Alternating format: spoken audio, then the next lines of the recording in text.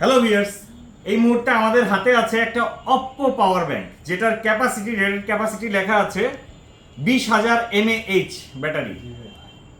ঠিক আছে, সো আমরা এখন এটা খুলে দেখব যে আসলে এটার মধ্যে কি আছে। 20,000 mAh ব্যাটারি আছে নাকি কম আছে না বেশি আছে না কি আছে এর ভিতরে ম্যাজিকটা, কারণ আমার হাতের পামের সাইজে এটার সাইজ।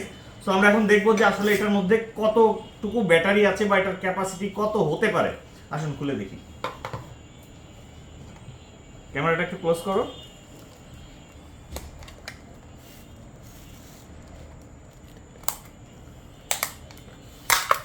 এই ভেঙে গেল,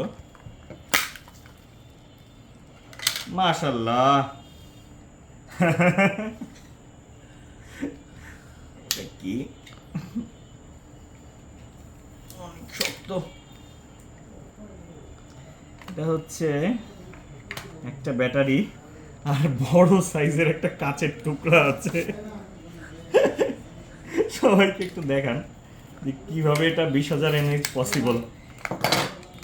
এই সাইজের যদি একটা ব্যাটারি হয় আসলেই সেটা 20,000 mAh পসিবল।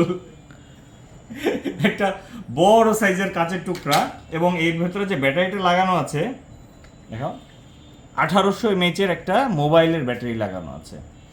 সো অ্যাকচুয়ালি বলা যায় যে এটার মধ্যে আছে 1800 mAh এর ব্যাটারি, বাট এখানে মেনশন করা আছে 20,000 mAh।